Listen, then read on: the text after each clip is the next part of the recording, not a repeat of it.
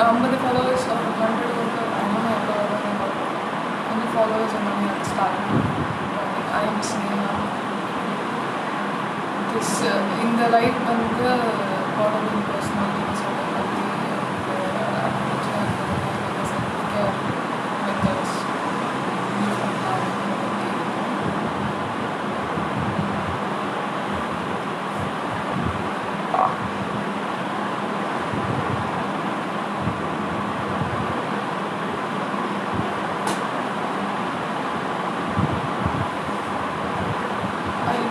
seeing any comments வந்து எனக்கு கீழே தெரியுமா?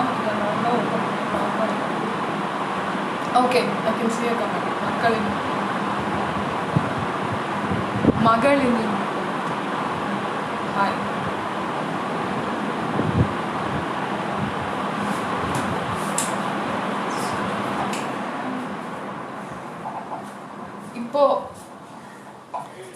இப்போ ஆடியோ ஓகேயா இருக்கா? Can you hear me now?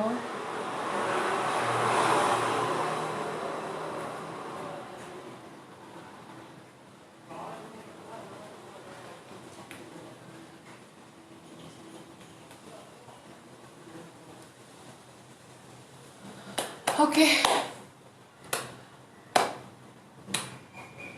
Cool.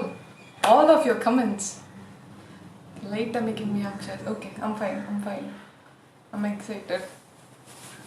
One of the tips my friend told me, like when you are trying something, edavadhu pudusa try பண்றப்போ ரொம்ப பதட்டமா இருந்ததுனா, instead of telling yourself that you are anxious, நீங்க வந்து உங்களுக்கு நீங்க அந்த விஷயம் பண்றதுக்கு எக்ஸைட்டடா இருக்குறதா சொன்னீங்கன்னா it will help அப்படினு. அதனால I'm saying I'm excited.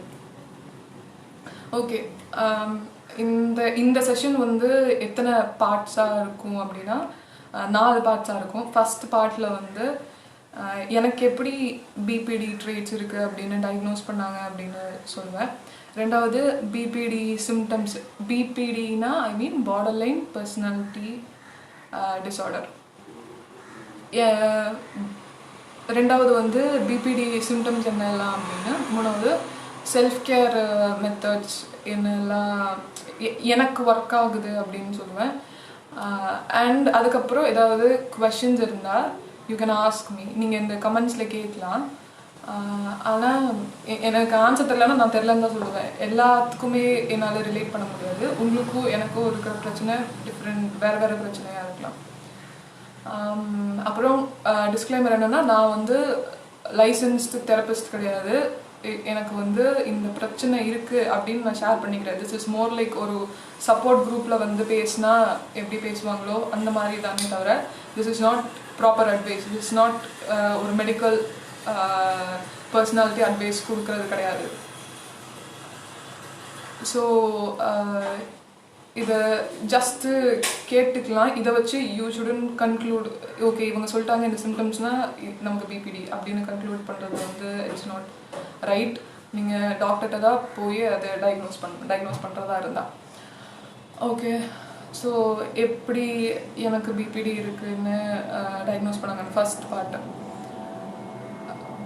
சின்ன வயசுலேருந்தே ஐ ஹேட் ப்ராப்ளம்ஸ். லைக் மற்றவங்களால நார்மலாக பண்ணுற விஷயத்த என்னால் வந்து நார்மலாக செய்ய முடியாது. டிட்டர்மினேஷன் இருக்காது.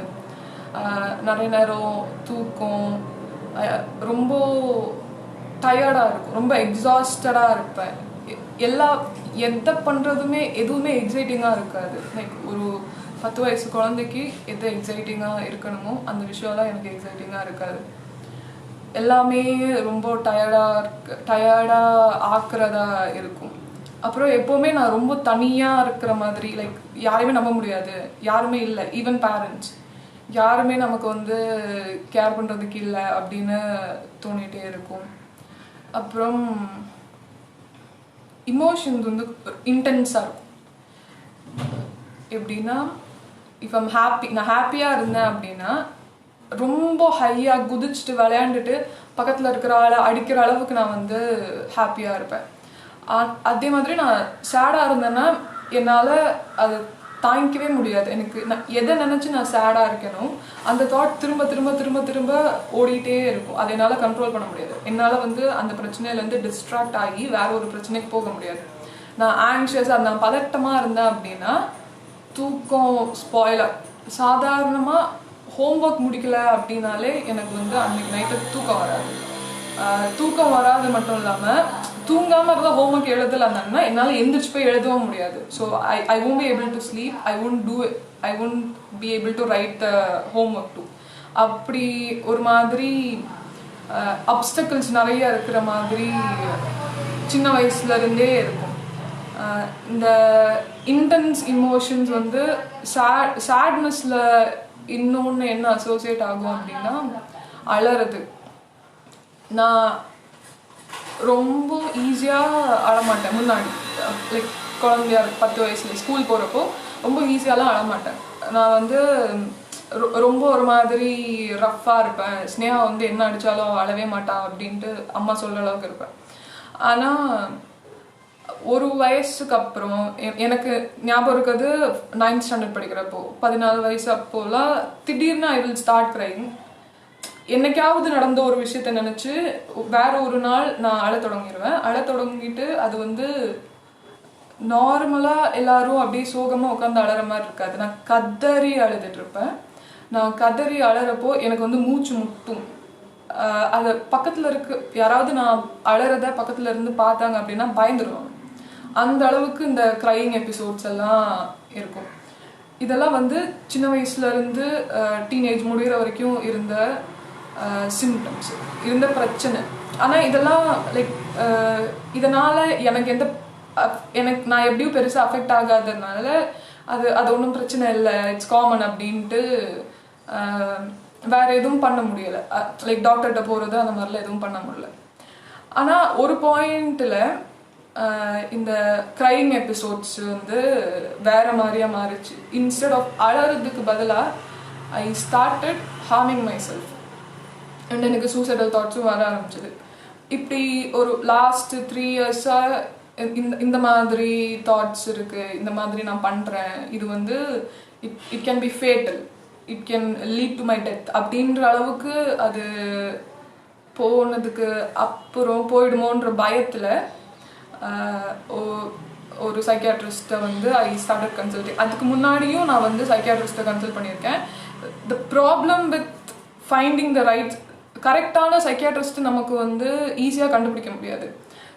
நிறைய சைக்கியாட்ரிஸ்ட் வந்து நிறையன்னு சொல்ல முடியாது, ஓரளவுக்கு மேபி 50% ஆர் லெஸர் தென் 50% சைக்கியாட்ரிஸ்ட்லாம் வந்து நம்புற மாதிரி இருக்க மாட்டாங்க. நமக்கு ஒர்க் ஆக மாட்டாங்க. மேபி அவங்க வேற யாருக்காவது ஒர்க் ஆகுவாங்களா இருக்கலாம், பட் நமக்கு அவங்க ஒர்க் ஆக மாட்டாங்க. ஃபர்ஸ்ட் டைம் நான் சைக்கியாட்ரிஸ்ட் ஒருத்தங்களை பார்க்க போனப்போ அவங்க வந்து சைக்காலஜிஸ்ட் ஒருத்தங்களை பார்க்க போனப்போ உனக்கு எந்த மென்டல் ஹெல்த் ப்ராப்ளமே கிடையாது, நீ நல்லா தான் இருக்க, நீ ஹாப்பியாக தான் இருக்க, உனக்கு என்ன பிரச்சனை, இந்த வயசில் உனக்கு என்ன பிரச்சனை அப்படின்ட்டு அனுப்பிட்டாங்க திருப்பி. அதுக்கப்புறம் நான் ஒரு வருஷம் எந்த சைக்கியாட்ரிஸ்ட்டுமே கன்சல்ட் பண்ணவே இல்லை. அப்புறம் ஒருத்தரை கன்சல்ட் பண்ணப்போ ஹி செட் உனக்கு வந்து ஒரு மூட் டிஸார்டர் இருக்குது அப்படின்னு. எனக்கு அவர் ஹி வாஸ் ஃபைன். அவரோட ஒர்க் பண்ணுறது, என்னோட மென்டல் ஹெல்த்தை பெட்டர் ஆக்குறதுக்கு அவரோட ஒர்க் பண்ணுறது அப்படின்னா எனக்கு ஓகே தான். ஆனால் அவர் வந்து என்னோட பிரச்சனையை சீரியஸாக எடுத்துக்கலையோ அப்படின்னு எனக்கு தோணிகிட்டே இருந்தது. ஸோ வேறு டாக்டர்கிட்ட கன்சல்ட் பண்ணேன். வேறு டாக்டர்கிட்ட கன்சல்ட் பண்ண போது தான் ஃபர்ஸ்ட் டைம் அவங்க வந்து கிளஸ்டர் பி பர்சனாலிட்டி டிஸார்டரில் ஏதோ ஒன்று தான் உனக்கு இருக்குது அப்படின்ட்டு ஹி ஆஸ்க் மீ கொஞ்சம் கொஸ்டின்ஸ். அப்போ தான் எனக்கு புரிஞ்சுது, ஆமாம் இவர் சொல்கிறதெல்லாம் நம்ம பண்ணுறோம் தானே அப்படின்ட்டு. அண்ட் அதுக்கப்புறம் ஐ ஷிஃப்டட். அந்த ஊர்லேருந்து வேறு ஊருக்கு வர வேண்டியதாக இருந்தது. இங்கே வந்து வேற ஒரு சைக்கியாட்ரிஸ்ட் கன்சல்ட் பண்ணிட்டு இருக்கேன் இப்போது. அவங்க கிட்ட போனப்போ அவங்க வந்து ஒரு விஷயம் சொன்னாங்க, லைக் மென்டல் ஹெல்த்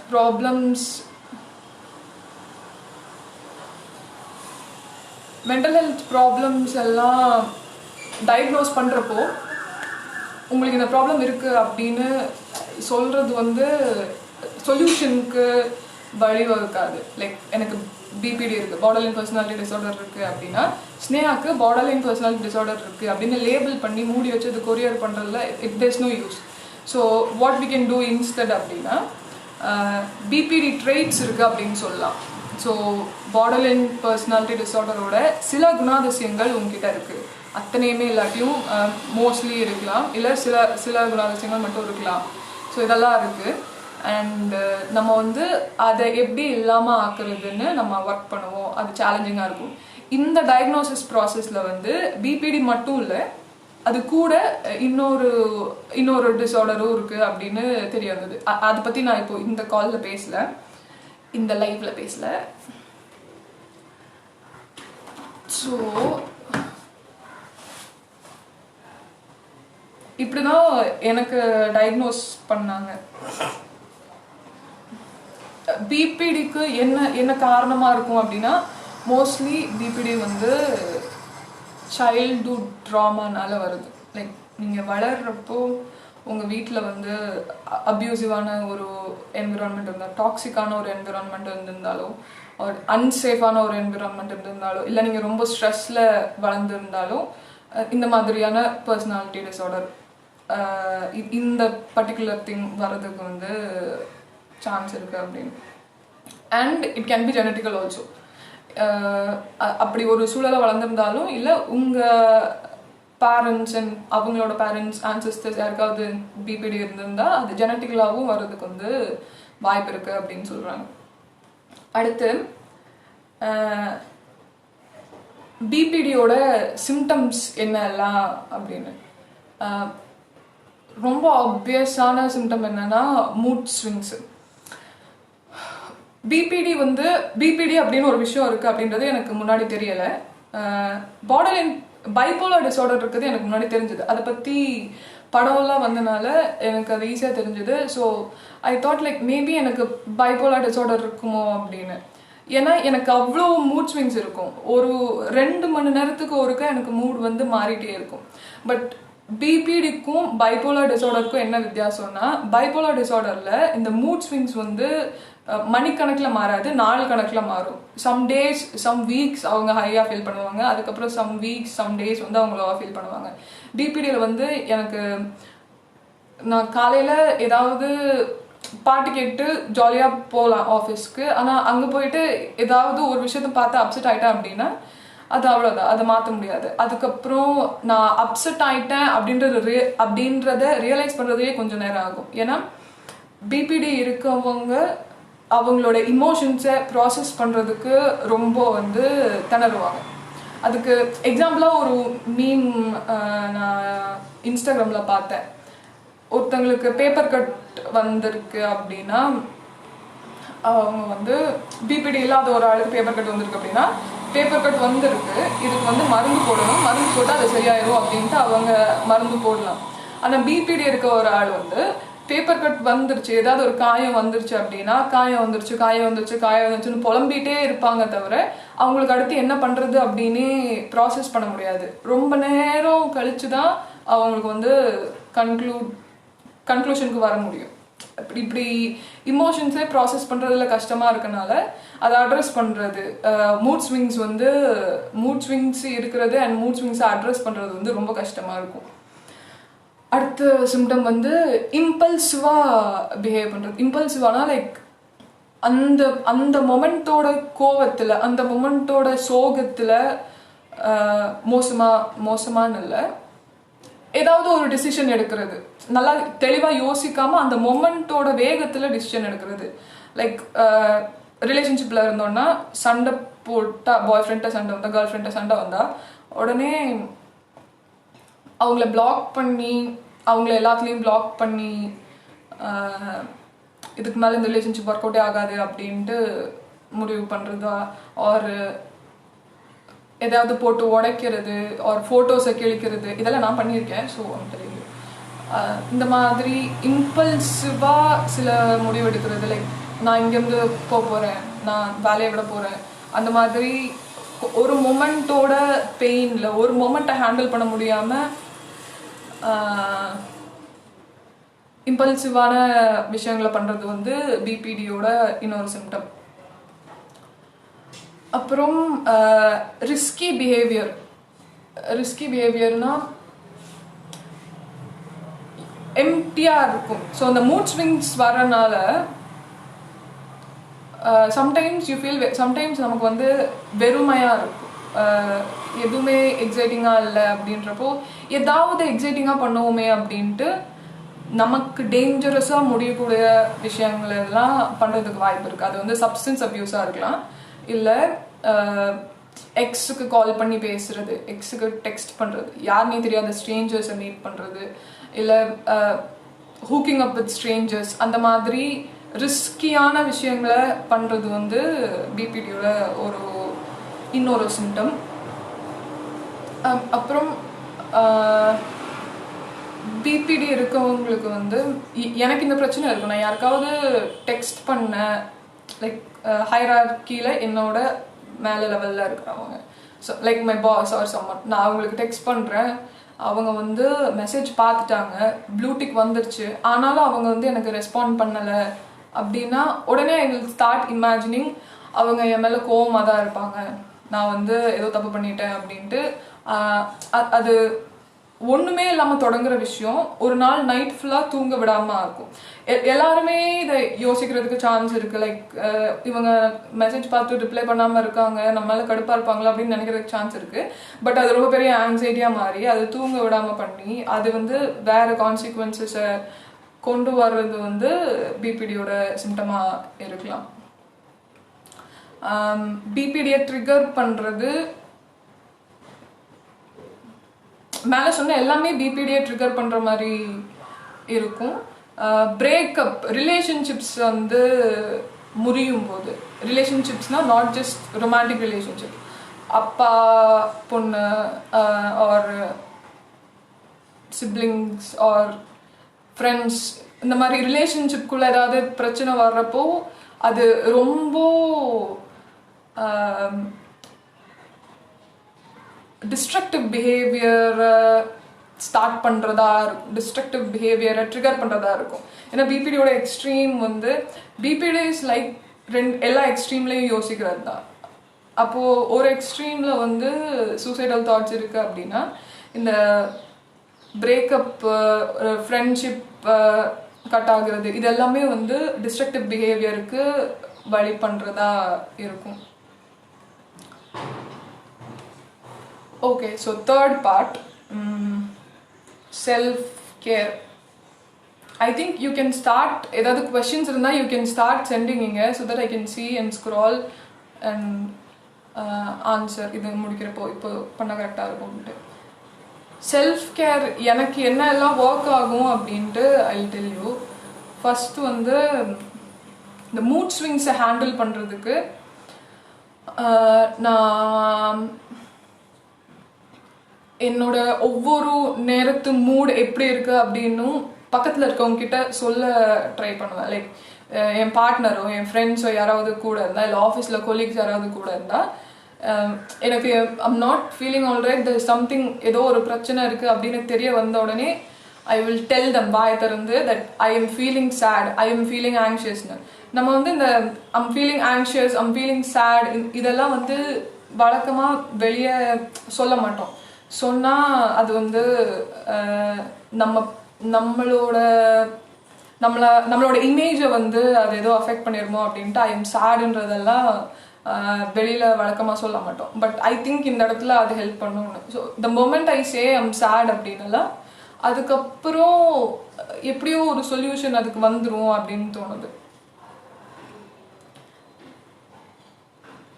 அப்புறம் ஆங்ஷியஸாக இருக்கிறப்போ நான் ஆங்ஷியஸாக இருக்கிறப்போ கிரவுண்டிங் டெக்னிக்னு தெரபிஸ்ட் சைக்கியாட்ரிஸ்ட் ஒன்று சொன்னாங்க. அது வந்து 5 4 3 2 1 அப்படின்னு சொல்லுவாங்க. 5 things you can see.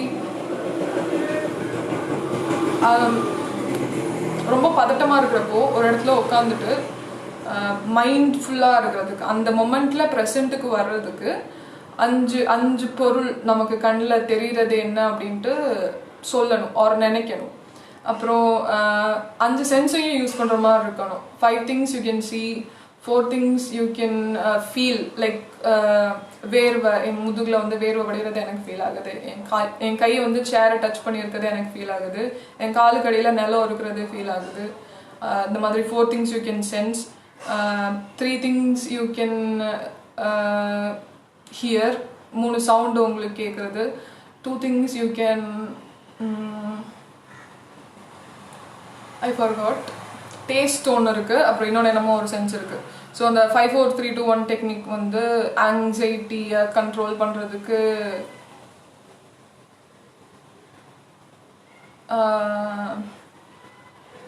சொன்னாங்க. அப்புறம் ஹம்மிங்னா like when I'm super anxious நான் வந்து ஹம் பண்ண தொடங்கிட்டேன் அப்படின்னா அந்த மொமெண்ட்டுக்கு அந்த ஆங்ஸைட்டி மாறிடும் எனக்கு. அது ஐ டோன்ட் நோ இப்போ எல்லாத்துக்கும் ஒர்க் ஆகுமா அப்படின்னு.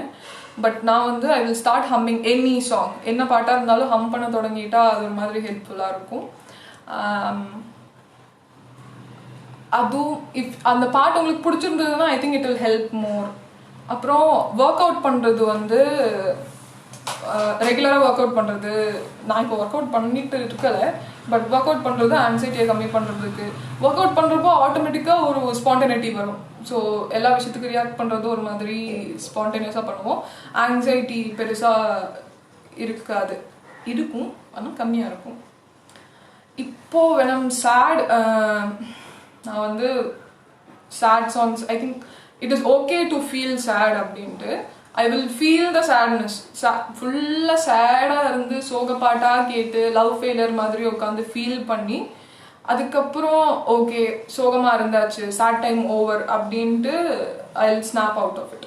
அப்படி தான் இப்போ கொஞ்ச நாளாக சேட்னஸை வந்து ஹேண்டில் பண்ணிகிட்ருக்கேன்.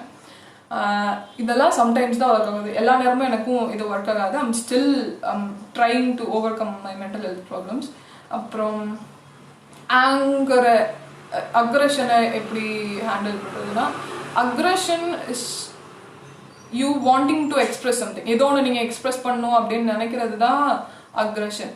ஸோ அதை வந்து ஆர்ட்டாவோ இல்லை பாட்டு பாடுறதாவோ இல்லை எழுதுறதாவோ வந்து நீங்கள் எக்ஸ்பிரஸ் பண்ணால் லெஸ் அக்ரெசிவாக ஃபீல் பண்ணலாம். எனக்கு நான் அதாவது எழுதினேன், போயம் எழுதினேன், ஒரு ஏதாவது ஆர்டிக்கல் ஒரு சும்மா ரேண்ட் சும்மா வெண்டிங்க்கு வந்து ஏதாவது எழுதினேன் ஃபேஸ்புக்கில் அப்படின்னா அதுக்கப்புறம் எனக்கு கொஞ்சம் ரிலாக்ஸ்டாக இருக்கிற மாதிரி இருக்கும். செல்ஃப் ஹார்ம் பண்ணுற மாதிரி இல்லை சூசைடல் தாட்ஸ் வரும்போது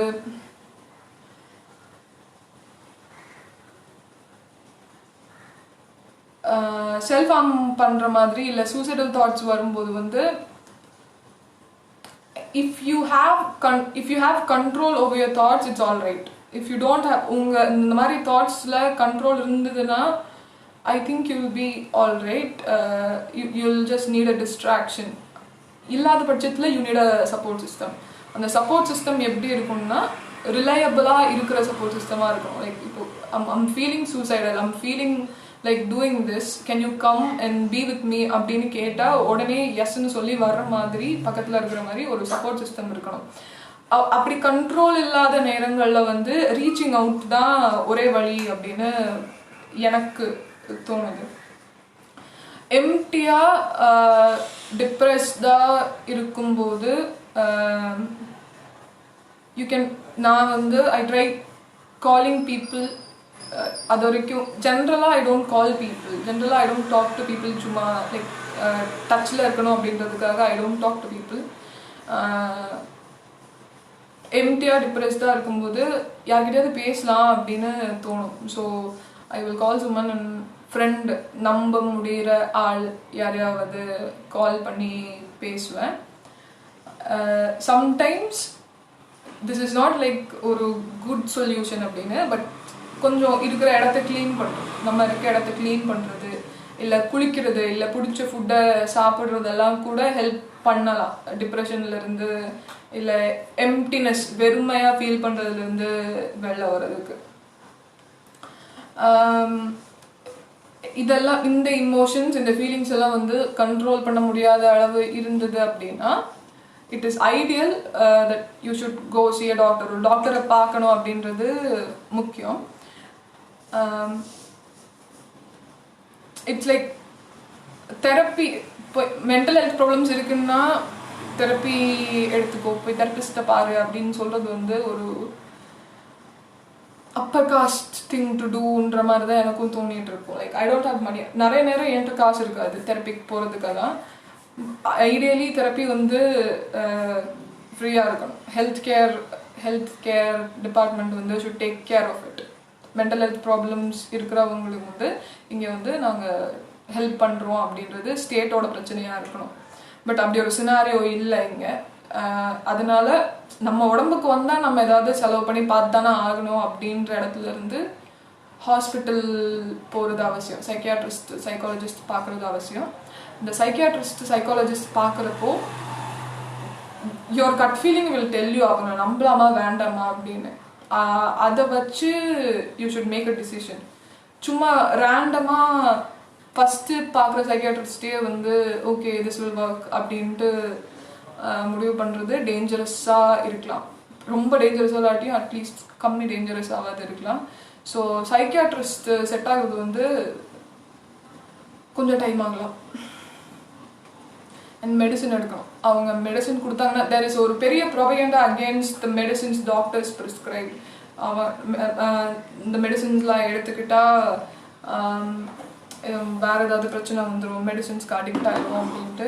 but I feel like psychiatrist would know. அவங்க அதெல்லாம் படிச்சிருக்காங்க. அவங்களுக்கு வந்து எப்போ மெடிசன் ப்ரிஸ்கிரைப் பண்ணணும், எப்படி மெடிசனை ஸ்டாப் பண்ணணும் அப்படின்றதுக்குலாம் அவங்க ஒரு ப்ராசஸ் வச்சுருப்பாங்க. ஸோ அதை நம்பலாம் அப்படின்னு நினைக்கிறேன். Okay, so Oviya, can you share how your close ones support your mood swings? It will be really useful for others who are clueless about being BPD people. Okay.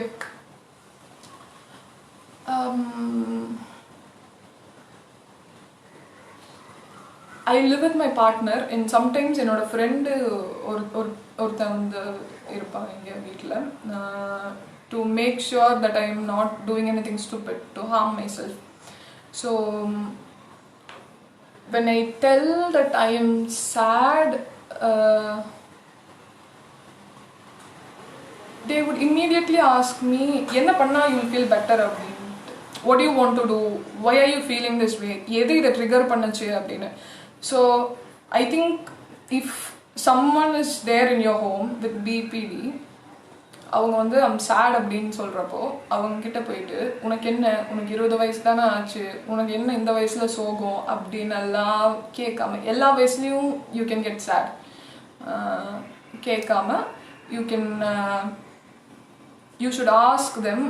என்ன கேட்கணும்னா, எதனால் யூ ஆர் ஃபீலிங் சேட், இதுக்கு என்ன சொல்யூஷனாக இருக்க முடியும்னு நினைக்கிற, what you want to do, இப்போ என்ன பண்ணணும்னு உனக்கு தோணுது, நான் என்ன ஹெல்ப் பண்ணால் உனக்கு நல்லா இருக்கும் அப்படின்ட்டு you can be gentle. When someone is anxious, உங்கள் வீட்டில் யாராவது ஆங்ஷியஸாக இருந்தாங்கன்னா பிபிடி இருக்கிறவங்க,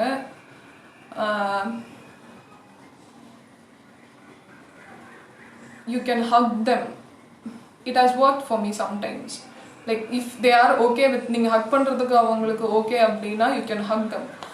Sometimes when I'm panicking, ரொம்ப பதட்டம் ஆகிட்டு இருக்கப்போ if I get a hug from my friends, அது வந்து கொஞ்சம் காம் ஆக்குறதா இருக்கும்.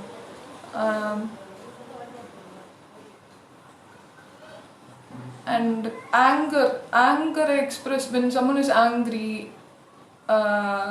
பிபிடி இருக்கிற ஒரு ஆள் உங்கள் வீட்டில் ஆங்க்ரியாக இருக்காங்க அப்படின்னா I think it's okay to break stuff. பழைய பொருள் ஏதாவது இருந்தால் அதை போட்டு உடைக்கிறது வந்து இட் இஸ் சஜஸ்டட், லைக் அது பண்ணலாம் அப்படின்னு சொல்கிறாங்க.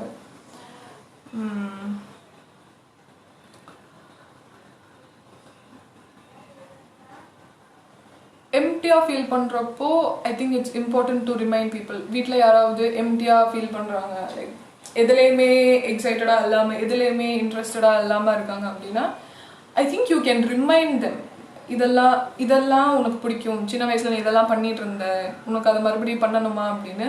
எதெல்லாம் அவங்களுக்கு வந்து ஹாப்பினஸ்னால் at some point happiness is just being at piece.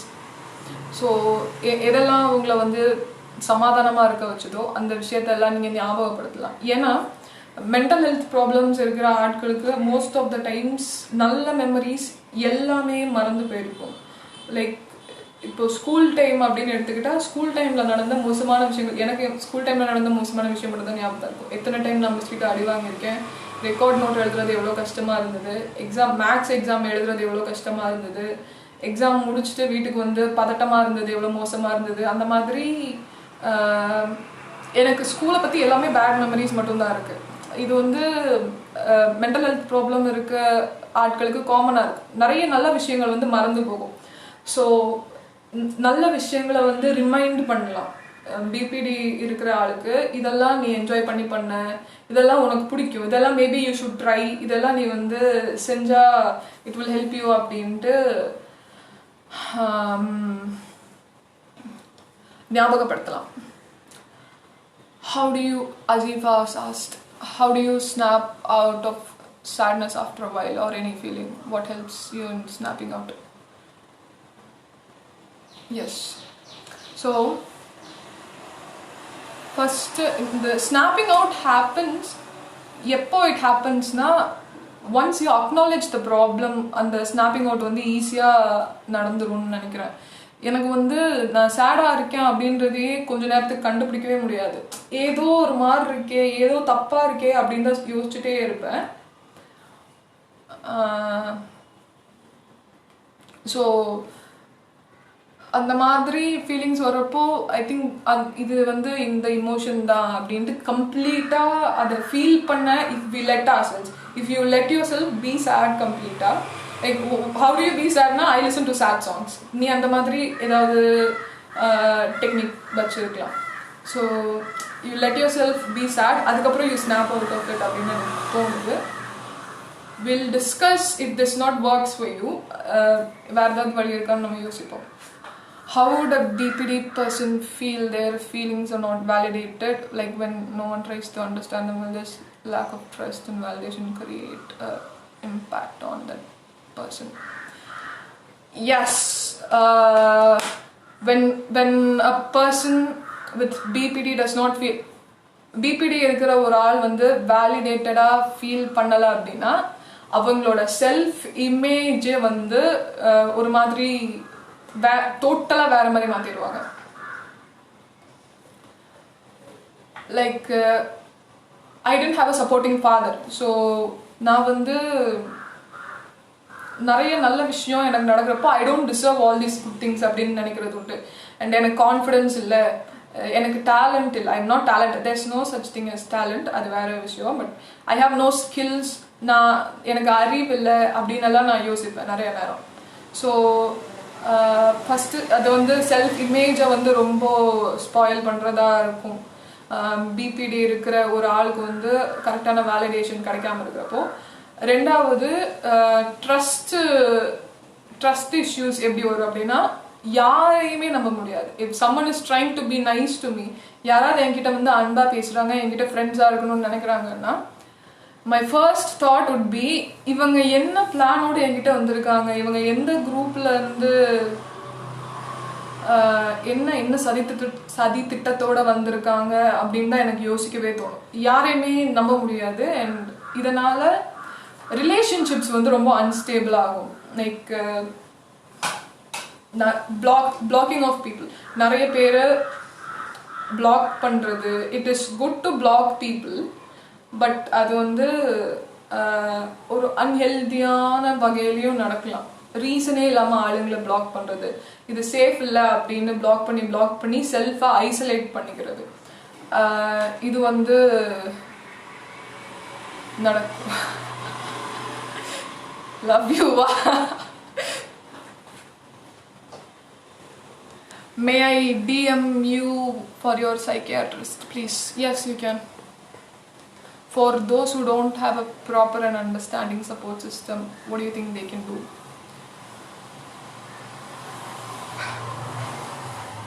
I genuinely don't have an answer to that question. எனக்கு வந்து I am still fighting this இல்லையா? So I have 2 or 3 people whom I can trust. அவங்கள நம்பலான்னு எனக்கு தோணும். ஆனாலும் நிறைய நேரம் ஐ feel like I'm alone in this. I am battling this alone. இது ஒரு போர், நான் இதில் தனியாக இருக்கேன் அப்படின்னு தான் எனக்கு தோணும். ஸோ எனக்கு தெரில அதுக்கு ஆன்சர். ஸோ வேறு ஏதாவது question இருந்தால் you can send me, otherwise I'll finish in the live.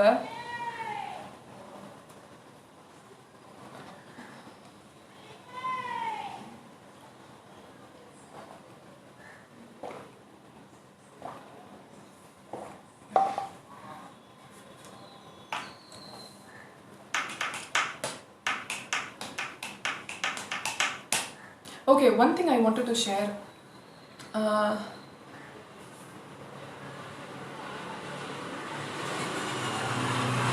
Maybe not an appropriate question, but is there something that this condition has gifted you?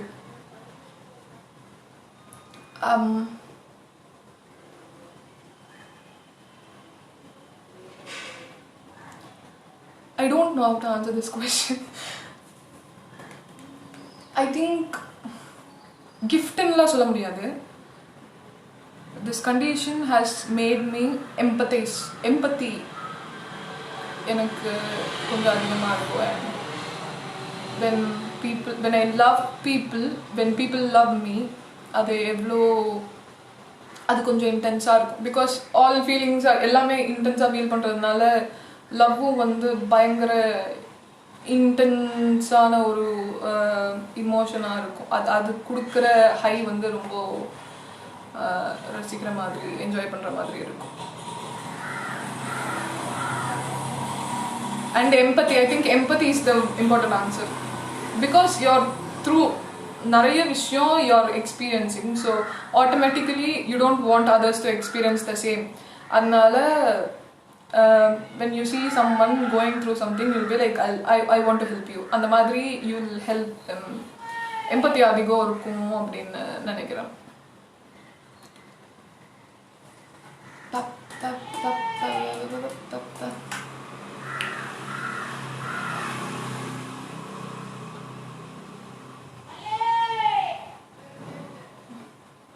சரி, okay, I think.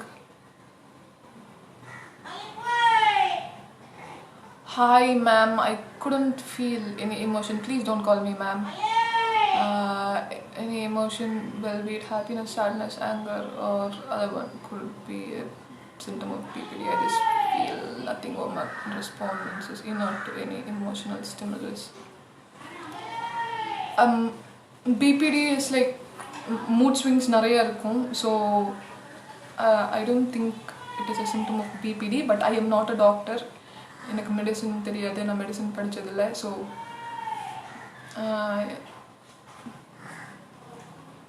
you should consult with a psychiatrist. இதுதான் நான் எல்லாத்துக்கும் சொல்லுவேன்னு நினைக்கிறேன். Okay, time என்னாச்சு? Oh my god, 40 minutes I have talked. Interesting. Okay, I'm leaving. Bye. Thanks for staying connected and watching the video and tolerating me. This is one of the symptoms of BPD, low confidence. Bye.